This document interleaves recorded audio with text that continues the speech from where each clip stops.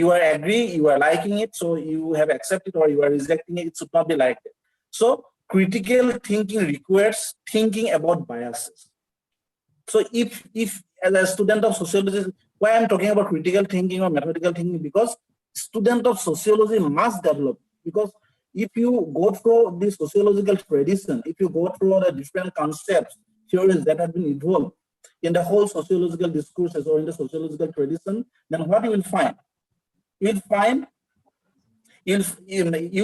that the sociological understanding has, or sociological, or the body of knowledge that is available in the tradition of sociology always help you to develop a kind of thinking, methodical or critical thinking. So when you are guided by critical and methodical thinking, what you have to do, you have to free yourself from the biases. Means critical thinking is free from all kind of biases. But in practice, what we are doing, when you are giving any comments on the social media, at many times we used to forget that we are the student of sociology. We are trained in sociology. And without knowing the root, at many times we are giving the sweeping statements. And at many times, our statements are guided by or influenced by the prejudices we have already, the biases we have already regarding the phenomenon. Because large section of the society is accepting this, that is already transmitted to you, you have internalized, and accordingly you are giving the statement, but you are not free from that. So the question of objectivity, or freeing yourself from all kind of prejudices or from the biases, that is very important. And that biases may be of two kinds again. Your personal biases, because you are belonging to a particular community, you are belonging to a particular place, you are belonging to a particular culture, and accordingly you have developed some kind of understanding, you have some kind of knowledge, a body of knowledge already you have. And when you are giving a comment, you are not in a position to free yourself from those values, those body of knowledge. And that's why your personal biases may be there. And most interestingly, you may have disciplinary and methodical preferences also. You may have that kind of biases also. You are belonging to a particular discipline, you're belonging to a particular institution and organization, and you are working according to the guidelines of that organization and institutions, and you are bound to follow their rules and regulations. At many times, it is very difficult for you at that time to maintain to free yourself from the biases. So how they influence decision about how to do and how to do things in a particular way. At many times, that influences are there, because you see, as Madam has already told you about those dilemmas. You are always in a dilemma. Even as a student of sociology, if you are going to do a research in a particular field, you are always in a dilemma. What methods, techniques, and tools you are going to apply? You are going to focus on the qualitative or quantitative methods. And at many times, scientific communities are there. Those who have their limitations, their methodological preferences, and they are focusing on the qualitative research. And if you are going to place a research paper that has more focus on the quantitative data or quantitative information, they will not publish your paper, because that scientific community is not allowing you to publish a paper where you are focusing on the quantitative methods or quantitative data. So the limitations you have those personal biases, you have your disciplinary biases. So how to overcome from those things? You are belonging to a particular family. Your family thinks in a particular manner. You are belonging to a particular religious community that thinks in a particular manner. And as a member of that particular religious community or caste or ethnic group, from your very beginning, you are socialized and you are imparted certain values. So it is very difficult for you to free yourself from those values, those norms, and you are going to give some objective comment or objective statement on the problems and issues. So, but critical thinking demands that. Sociological thinking demands that. If you are trained in sociology, you have to train yourself how to free yourself from those prejudices, from those earlier body of knowledge, which is raised not on the rational thinking, rational argument, and how you are freeing yourself and you are giving statements or you are producing knowledge by maintaining objectivity. So that critical thinking requires or it demands value neutrality. It demands objectivity. And as I have already told you, that as a student of sociology, since you are guided by critical thinking, so if a group of people thinking in a particular way, you are not going to think in that way. You have several options. You have several options to look at the phenomenon from different angles. So for you, everything is tentative. The body of knowledge, whoever is producing, whether it is produced by a dominant sociologist, the knowledge that has been produced by dominant sociologists, it is by the learned sections of the society, the elites of the society, or by the historians, whatever it is. You are not going to accept everything as objective truth or absolute truth. For you, the knowledge should be tentative. You have to consider it as tentative. So critical thinking demands, if you are guided by critical thinking, what you need, you have to treat all knowledge as tentative knowledge. And when you are considering something as tentative knowledge, definitely you are going to collect evidences, or you are going to collect evidences or information from the field to reject that statement given by somebody, or to become critical on the statement given by somebody in any or that is available at any source. So that capacity you need. So a hallmark of sociological thinking is that it is characterized by a critical, skeptical attitude. A critical attitude requires treating all knowledge as tentative and subject to sense. And whatever is there that is tentative and it is subjected to sense, and you have to, many times you have to gather evidences on the basis of your rational argument, on the basis of your interpretation, understanding. You have to put forward debates, philosophical debates, and on the basis of that only what you can do, you are going to, your attempts should be to reject the tentative statements. You are not going to accept something because it is produced by somebody. As we know, if you go through the tradition of Indian caste system, then many things are there imposed on the lower castes by the so-called upper castes. So without raising question, if the lower castes, they are going to follow everything what is imposed on them, you are not becoming critical. The new education policy has been introduced for you.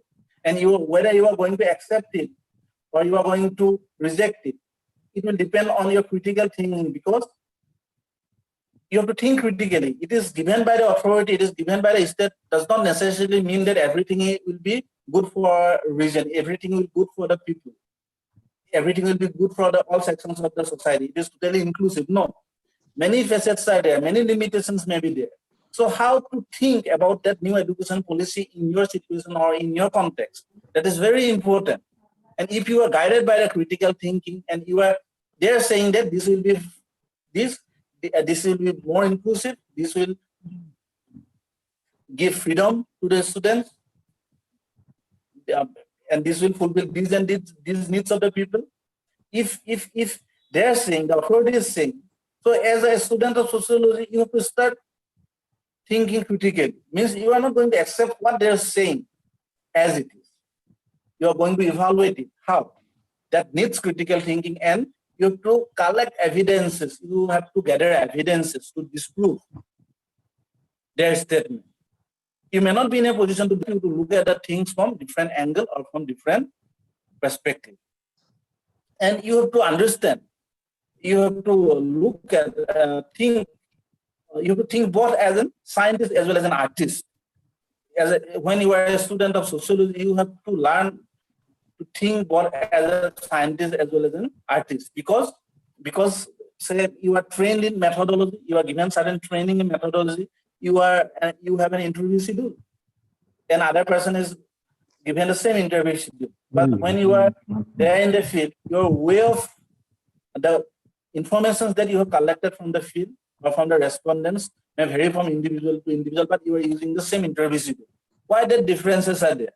because you are applying a scientific tool, but a practical application of that scientific tool may vary from individual to individual, because taking interview is an art. How you are going to use an interview schedule is an art.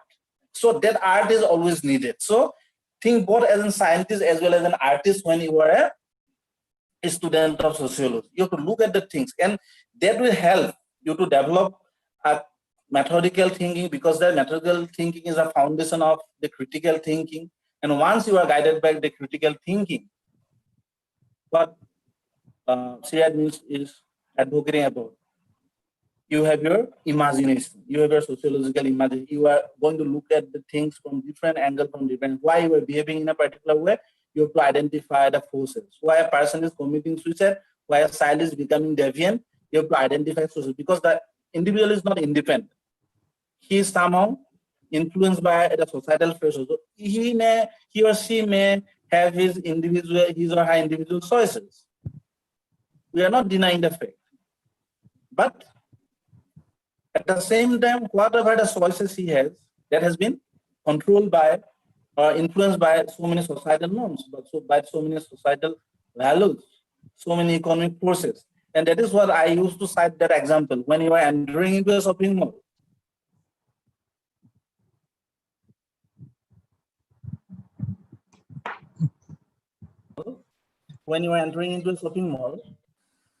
you are thinking that you are buying a particular dress. And you are thinking that whatever you are buying, it is according to your choice. Do you think, if you are going to start, if you start to think it from a different angle, then you will find that no, this is not your choice. We are talking about individual freedom, and that's why you are very and you are a modern man, and that's why you are entering the modern shopping mall. You are not going to the traditional shops at all, but because there in a new shopping mall you have a freedom. Everything has been arranged systematically, and you can pick up anything according to your own choice, and that has been arranged in a very systematic way. So you have a freedom to choose. But if you look at the same phenomenon from one other angle, then what you will find, your choice is determined by somebody else. That whatever you are going to buy from the market, whatever you want to take, that is not your choice. If you look seriously, you will find your choice has been determined by somebody else, by some corporate groups. Starting when there was mobile phone 2007 and now 2020, you ask yourself how many handsets you have seen, and why you are always running after some new things and new things. Do you think that is your choice? No. That things have been placed in front of you in such a way that they're creating, as in the words of Theodore Adorno and Max Hoffman, they're placing the things in front of you in such a way that they're playing with your mind, and they're creating some psychologically created false needs, and you are running after that. So that is not your choice. The choice has been determined by the corporate sector. If you are wearing Raymond, you are the complete man. That kind of advertisement we have. If you are going to buy this particular car, you will do this, you will have this, you will have that. You will be considered as a member belonging to this particular class. So everything has been determined by somebody else. That is not your choice. Your choices has been determined by some other people. So, but if you're not thinking it that way, in simple manner, if you are entering into the shop and you are buying something, you are not giving that the second thought, you are not going to look at the phenomenon from different angle or from different lenses, then it is very simple for you. This is very simple for you. So, what I would like to say is that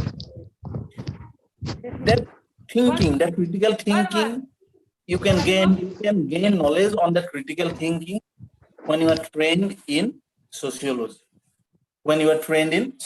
So we need this critical thinking. So as you may be familiar with the work of Andrew Bitte in Sociology Essays on Approach and Method. There is a paper, there is an article in that particular book. You have to, as a student of sociology, you may be familiar with this one, sociology and common sense knowledge. How the sociological knowledge and common sense knowledge is different. Because, and that's why in our institutions you will find A lot of people, the questions regarding caste, so anybody, the people those who can write good English, they can write. They can, because they can then, as a member of the community, as a member of the Indian society, they have some kind of knowledge about family, joint family. There's some kind of knowledge about the caste. There's some kind of knowledge about modernization, urbanization. So they can write. But the people, those who are suffering in writing or in presenting the things due to the medium, they may have some problems. But others can write. But can we consider those common sense writing as sociological writings? Definitely no. We have different perspectives, different approaches, and by applying those perspectives and approaches, we have to look at the phenomena. But here, if we are talking about sociology of India, then you will find that you are not in a, when the students are asked about family, society, or family, caste, class, they can give answers to certain extent because they can use their common senses. But when they are asked about the society of other parts of the world, if you are asking them about the society of France, if you are asking about the society of Zimbabwe, they are not in a position, because since in sociology we know the comparative method is very popular, very important, but in sociology, that is the tragedy we have. In pedagogy, we have limitations. But whatever it is, that is a different part. So what I will say now, I am going, since in so what I am trying to say here is that, so you need methodical thinking, you need critical thinking, because the foundation of critical thinking is the methodological thinking. And once you have critical thinking, you can imagine, you can start to think sociologically. You have a sociological imagination. So what are the different perspectives you have to look at the society? If you are a student of sociology, and if you want to use different lenses, if you look at the situation from different perspectives, then what are the different perspectives you have? So mainly I will focus on the positivist, interpretivist, and the critical perspective. So when we are talking about the positivist thinkers, you'll find they always have their focus on the very structure of the society, not on the individuals. For them, the individuals are cultural drops. Whatever you are doing from morning till night, everything has been determined by the very structure of the society. So the structure is important for them. So how the structure has influenced the people, how structure has influenced the human behavior. So that's why Durkheim is saying that society is something sui generis. It has its own existence. It has its own existence, and individuals are cultural drops. And society is something sui generis. Individuals are cultural drops, and everything has been determined by the very order and the structure of the society. So the positivist thinkers have to focus on the understanding of the structure and order, and how that structural process has influenced the individual's behavior. So instead means imagination also, what we have learned, that as individual you are not, although you have your individual choices, but that choices have been determined by the other social forces, societal forces. So the order, the structure is always given priority. And they have their belief that when you want to know about the social reality, or you want to know about the social world, that reality, when you want to explore, you want to know about the facts about the social world, they have their firm belief that, like that of the natural world, the social world is governed by some of the social laws, because the natural world has governed, certain natural laws has governed the natural world. So they are uncovering those natural world, and they are in a position to predict about the natural phenomena. So similarly, they have their belief that we have to apply the scientific methods, approaches, tools, techniques to understand the social world, because certain laws are there, social laws are there, which has governed the social world. So uncovering of those laws, social laws, will help you to understand the human behavior in the society, because their social laws has shaped the human behavior. So their focus is always on maintaining objectivity in or in dealing with the when they are going to deal with the social phenomenon or social facts.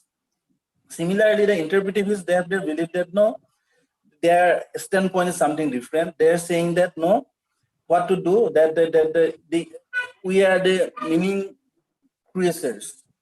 We the creators who can create meaning. So when we are acting, we are interacting with each other, through our action and interactions, we are assigning meaning, the actors have assigned meaning to the actions, and that has shaped the individual's behavior. So actions, the individual's actions and the meaning they have assigned is more important than the structure. So that approach is macro approach. So if you want to look at the society or the social structure or what is happening in the society or social reality, you have to look at the things from the individual's point of view. And that's why you must have your interpretation on the human interaction. And if you you know the tradition, interpretive is tradition, starting from Weber to, you know what Alfred is talking about. You know about those Harvard myths. You know about Atma methodology. You are familiar with Peter and Lachman's the social construction of reality. The then Irving Goffman's presentation of self in everyday life. You know the tradition.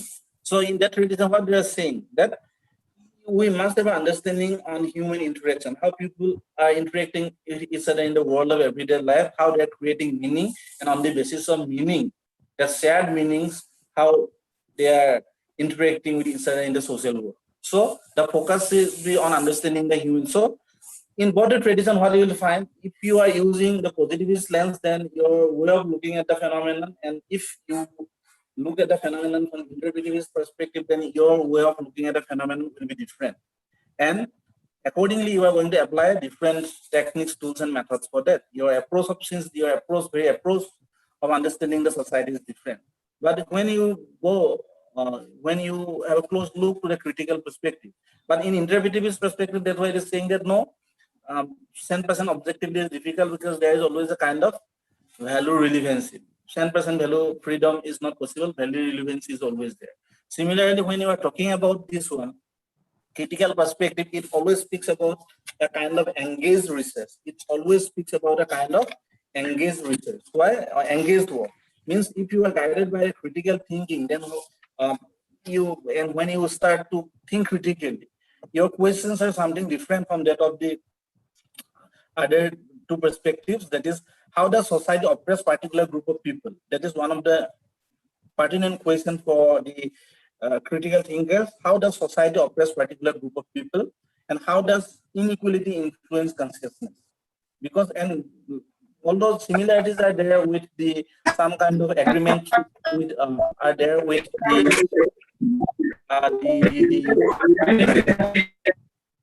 hello. Tradition. Hello. Yes, sir. Yeah. Yes, sir. There's some kind of disturbance there. Yes, sir. So how much time I will get? 15 minutes. Okay, you can continue on, sir. 10-15 minutes, no problem. Okay. So when we are talking about a critical perspective, it is share much with both positivist and interpretivist perspective. But like positivists, they believe that human behavior is shaped by the social, economic, and cultural conditions of society.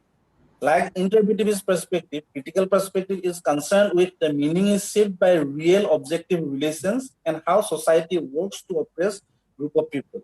But it is different from the other two perspectives because they begin by dividing the world into two types of people, that is oppressor and oppressed. And when you are going to look at the society or look at any social phenomenon from the critical perspective, then you are always doing some kind of engaged work. If you are thinking about the gender issues or gender questions, you are thinking about the women, their marginal situation, then you, as a student of sociology, you must have a kind of engagement with that community, that sections of people, with the women, and then you are doing, or you are going to say something on that about their emancipation and how they're exploited in the hands of the others or in a patriarchal structure. So many things will come. So these different perspectives we have. So from this perspective means why I'm saying about these different perspectives, because these different lenses, windows are there we have in the sociological tradition. What we have learned from the concepts that have been developed in the sociology for last 100 years, and what are the theories we had. And that theories and concepts have showed us that we have different lenses, we have different approaches, we have different perspectives. So same phenomenon, their objectives same. Perspectives are approaches are means what? Their main goal is same, to understand the social reality. They want to know the reality of the society. But to know the social reality, they're using different lenses, they're using different windows. And that helps to develop the critical thinking, that helps to develop the methodical thinking, that helps to develop the sociological imagination. Because when you are becoming a student of sociology, or you are trained in sociology, since you are trained in these things, you are trained in these theoretical aspects, you are trained in these methodological methodologies, different dimensions of our aspects of methodology, then automatically you are not going to think like that of the layman in the society. You are not going to use the common sense. What we are doing at many times, because you are very familiar with the comments of the people from the other discipline. They are saying that, oh, your discipline is very simple. Questions will be there on family. So anybody can write family, because if you put a question, what is family? A student of sociology can write, a student of political science can write, a student of history can write, everybody can write. Because as a member of the society, you have knowledge, more or less knowledge on what is family, what is joint family, what is caste, what is class. People know these things. But that is not sociological knowledge always. That may be the common sense knowledge. And at many times in the classroom, what we are teaching, what we are sharing with the students, we are sharing the common sense knowledge on. But that is not sociology. If you are a student of sociology, when you are asked a question, what is sociology, what you will do? What will be your answer? You have to look at family, how the positivist thinkers or the structural functionalists, they want to explain family. What are the approaches and how they have explained the family? For example, G.P. Maddock, when he is explaining family, how he has explained family. Family is a constituent part of the society. Family, as a constituent part of the society, family has its relationship with the other constituent parts, with family, religion, with politics, with economy. And due to the functional contributions of the family, society is functioning, society is running, that kind of arguments they have. But the same phenomenon, family, if you are going to look at from the Marxist perspective or from the conflict perspective, you'll find how family has been evolved and how family is subjected to change in different historical phases, with changes in the mode of production, that kind of arguments they have. And if you are talking about the Marxist feminists, then they will say how the women, they are rendering their services to the industries without having any remuneration, because their husbands are providing services to the industries, and for that they are giving salaries. But the women, they are sitting there, but they are preparing everything for the husband. They are looking after their child, everything. But for that, there is no remuneration. So if the woman is not going to perform those activities, the male cannot actively perform in the industries. So that is the argument they have, different kind of arguments they have. The feminist Marxists, they have different arguments on family. So family is not a simple thing that the other discipline, the people from other discipline, they are discussing, they are saying. But when you are a student of sociology, you are not going to look at the family in a very simple manner, from different angles, from Marxist point of view, from structuralist point of view, from critical perspective. When you are going to interpret family, explain family, then you will see the family is something different. This is not the understanding of the layman. This is the understanding of the sociologists. This is what the sociological tradition has taught to its students. So what I feel, that when you are taught these things in the classroom situation, or as a student of sociology, when you have exposure to different lenses, different perspectives, different windows, automatically you will start to think, or you are going to evaluate your day-to-day life by applying those perspectives, by applying those frameworks. So, and that's why in present day context, this is very important. We are talking about globalization, we are talking about exploitation, exclusion, discrimination, many things we are talking about. But how we are going to apply these frameworks for understanding the society? It is, say, for example, due to the pandemic situation, many things have changed. What we considered as normal earlier, that is not becoming normal today. What were considered as accepted norms for the society, the order of the society, The order is not there today.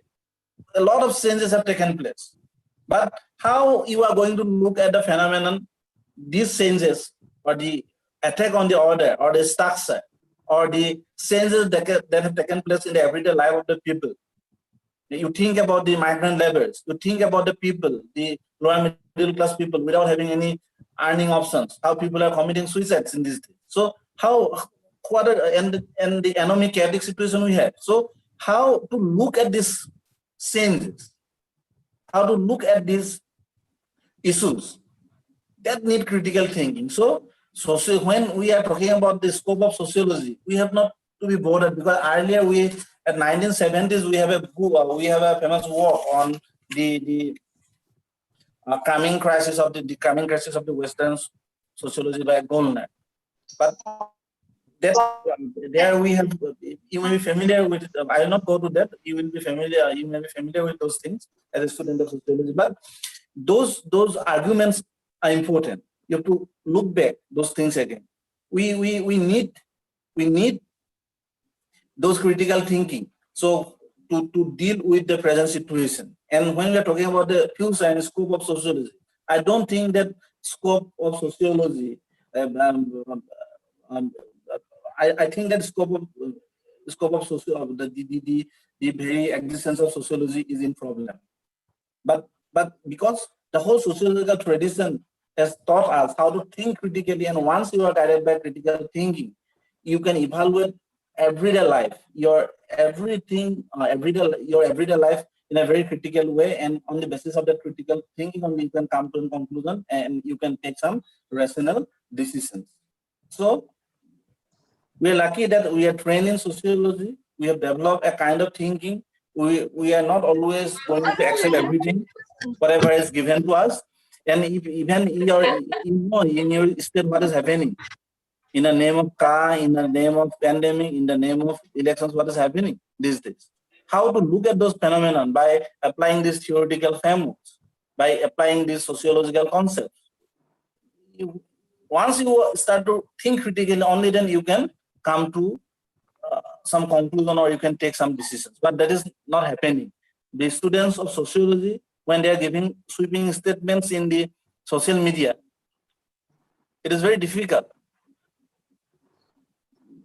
to take decision whether he is properly trained in sociology or not. So that and one problem in the whole when we are talking about sociology of India, that problem we have already advocated by Andrew Witte on sociology essays on approach and method, when he is talking about sociology and common sense knowledge. How at many times he's saying that he's using the term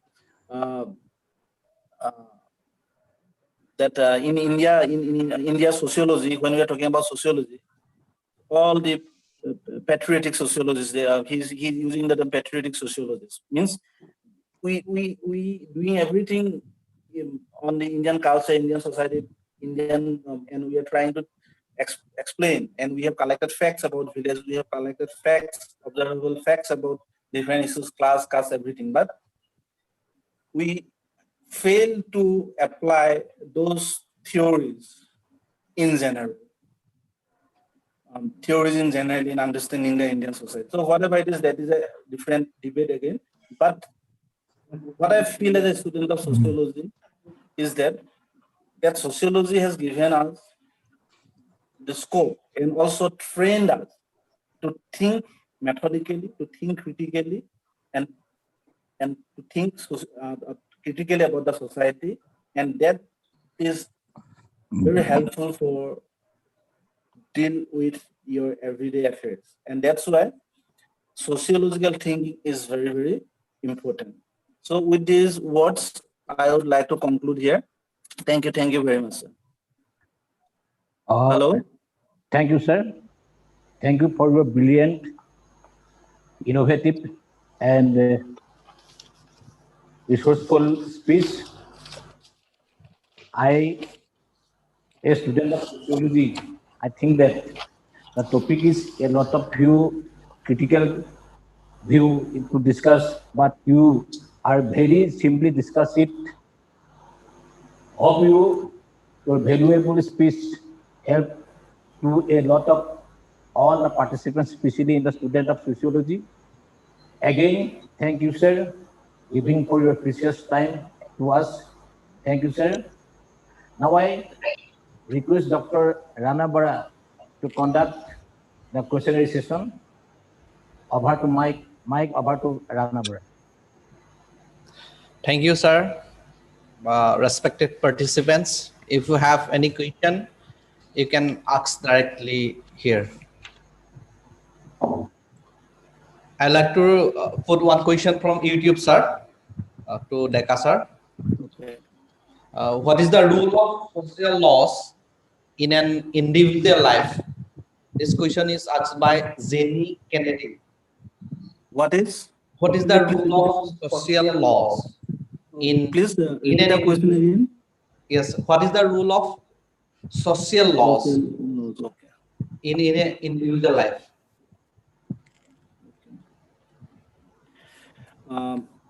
That is the argument, actually, the important question. That is the argument we have. Because in the whole sociological tradition, we have that kind of argument only. If you go to the classical thinkers, then also you'll find that whatever we are doing, as in my presentation also, I clearly mentioned that whatever we are doing from morning till night, at many times, many things have been controlled by, many things have been shaped by the very order or structure of the society. You ask yourself, how many times you have violated the societal norms? How many times you have violated the social norms or the values? When you are going to violate the societal norms and values, you will be considered as deviant one. So, and those norms and values have been given to you, imparted to you in a very systematic way through the process of socialization, through different agencies. And when you have a close interaction with different agencies throughout your life, you're learning those things. So those laws have influenced your behavior many times. For example, say a person, if you want to talk about your, say, grandmother, she has taught some kind of norm, some kind of values in her childhood, and she has continued those values, internalized those values, and she has considered that this whatever the norms and values her older generation has taught her, that is everything, that is good, that is okay. And for her, it is very difficult to overcome, to do something by violating those norms and values. But if you are going to place her, that woman, that old lady, in a modern classroom today, when she will look at the dress pattern or the way the people are interacting in the classroom, many things are not acceptable for her. I'm not saying this is good, this is bad, but many things are not acceptable for her, and she will say that the new generation, they're becoming deviated one. Why? Because how that lady is shaped, how that woman, elderly lady is shaped, how her personality is developed, that has been shaped by the societal norms, societal values that has been given to, that has been imposed on her, that has been injected on her. So at many times we are not in a position to decide how our behavior is shaped by the societal norms and values, but it is a very gradual process and through the process of socialization that happens. And that's why today you will find the next generation, if he or she is 2 or 3 years, if there is a 2 or 5 years gap with you, your juniors or with your seniors, there is a gap. There is a generation gap. You will say that the new generation, they are different or they are not same with us. Why? Because on what basis you are saying that? Because you are saying that something has been given to you, and you are saying that this is good, this is because you have internalized those things. You are saying that this is okay, this is good, and anything deviation from that norms values will be considered as deviant one. And that's why you are not ready to accept the new generation at many times. So whatever the generation gap, generation or intergenerational conflict we have, it is a result of these things. So we are shaped by the society at many times. So I'm not saying these things. If you go to the classical thinkers, because and when you speak about the positivist thinkers, since they are focusing on the structure and order, they are saying that the order the societal laws has governed the individual's behavior. But we have counter arguments also, and that's why sociology is critical. Sociology is different from that of the common. But from the interpretivist point of view, you are not going to blame the social laws for shaping your behavior. You are saying that you are the creator, you are creating, your responses are different. And that's why for the same external stimuli, in poverty, say external stimuli is poverty, and for poverty, a person may become criminal, and a person may become a very good fighter, and he can establish himself in certain place. So why the responses are different? Because you are an actor, the external stimuli is the same, but your response, your reaction, your meaning is different. So to say that what are the social laws that control your behavior, and that is the argument we have from the very beginning in the sociological tradition, and then we have to understand and we have to go on those debates and discussions. Thank you. Thank you, sir. Thank you for your answer, sir. I think if there is any question, our respected participant may ask directly to our sir. If there is no question, last question from YouTube. One participant asks that how critical thinking will help us to understand social problems. How critical thinking will help us to understand social problems. Okay. Difficult to give the answer, but I think there is no way. You have to think critically. Why? Because you are not going to look at the things from one angle. You cannot look at the things from one angle only. Because if you are going to look at the things from different angle, you will have different notions and you will have different ideas. And when you are going, because otherwise things will be one-sided. Say, as I have already mentioned, you may be familiar with that subaltern perspective, and in sociological tradition, and you know how when the history writers, they are in the writing social historiography, you may be familiar with the works of Sumit Sarakar also. When he's writing the social history, he's talking about social historiography. And many times we are writing the history from the perspective of the elite. Are you going to consider everything as true? No, definitely. If today, say for example, if something is written that if government has to write about the pandemic situation, definitely what they have done, what the initiatives they have made, they will focus on those things, and they will place themselves in a better position, and they will say that we made everything possible for the people, and we are giving these and these things in the COVID hospitals. All the facilities have been provided. They will depict the things in this way, that way. Yeah, and if you are going to accept their version of presentation, then definitely that will not work. That is one aspect. That is one dimension. But if you are going to ask the people, those who are there in the COVID hospitals and they are facing a lot of problems, when they will go to their version, then you will get a different picture. So what is the result you have? The authority is saying something positively. The people, those who are there in the COVID hospitals, they are saying in a different way. So difficult. You cannot come to a conclusion. But if you are going to look at that situation from the two parties' perspective, from the body angle, then rationally you are debating and discussing, and you are coming to a conclusion. That will be beneficial, and definitely that will help you. And that's why maybe Habermas is talking about the ideal speech community, where you will get a platform to give your comments. You can place the thing.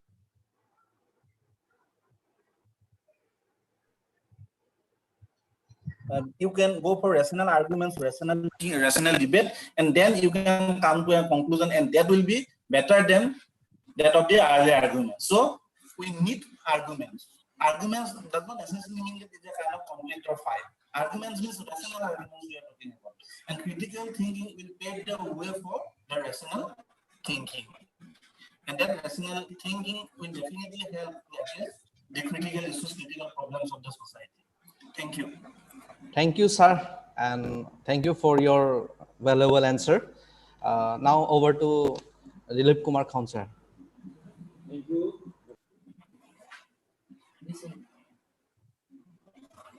Brilliant analysis and brilliant answer. Now I request Dr. Ranabora to summarize this webinar. Over to Dr. Ranabora. Yes. Thank you, sir. पता नहीं Thank form you नहीं again. खोल रहा है. Just.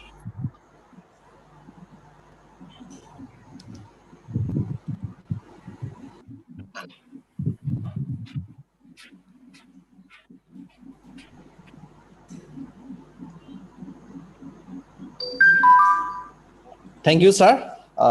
Actually, respected resource person from Calcutta, University of Calcutta, Dr. Sudesna Bosu Mukherjee, madam, and Dr. Vikas Deka from Dibrugarh University. Actually, that topic that sociology department has selected to discuss in this webinar is very much relevant and I think very much fruitful.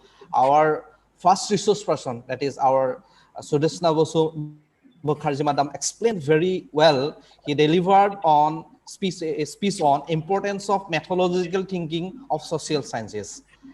Actually, the field of social sciences, it's very much vast. It is also too much difficult to handle because it is not like a laboratory experiments. Human beings are, our human societies are so much vast, its field is so much vast that we cannot experiment all the things in laboratory. Therefore, to handle this, the society, to find out suitable solution for a particular problem is very difficult because we cannot consider all the things at a time as our requirement, like in a science laboratory. Thank you, madam, for your valuable speech. You spoke about very much well about research and problem of research and various methods of scientific research, that is logical, confirmable, and repeatable and scrutinizable research. And also you have mentioned and well explained about the importance of methodological thinking of social sciences and about whole social science research process, about the whole social science research process, and you have focused on emerging research methodology. I think all these things will help our sociology students, research scholars, as well as our faculty members. I think our participant will carry a very good and positive message from your lecture, that you have focused all these issues very verbally and beautifully and in very simple language. And I would like to again thank our another resource person, Dr. Vikas Deka sir from Dibrugarh University. Like he also explained very well about how to think sociologically, that sociological thinking should be a different from other disciplines. The students from sociology, from a sociology background, should think sociologically to tackle a different sociological problem. He correctly defined that a family should be viewed by a sociology student differently from different angles. It should be different from a student of political science as well as from history. He explained all these things. He explained on the topic thinking sociologically and scope of sociology in present day context. He also explained the vast scope of sociology in present day context, and the scope is increasing day by day as the human being is increasing, number of population in increasing, and problem also increasing. But he he explained very beautifully that we should, sociology student should think sociologically to minimize these social problems. Thank you, sir, for your valuable speech. Thank you, madam, for your valuable speech. I like to thank both of you. I believe that in near future we'll see again, and we must be eager to hear from both of you in near future. Thank you, madam and sir. 1 second, can I just say a few words? Okay, sir. Okay, madam. With folded hands, I thank the organizers for having me on board this platform to speak to all of you. And I would go an extra mile to thank Dr. Dilip Kumar Kaun. I do not know how he located me and how he found out and how he got my phone number, but then he contacted me and asked me to speak. I'm very happy to be with all of you, and a very, very good afternoon, and thank you. Thank you, madam. Now over to coordinator Dilip Kumar Khaunsa.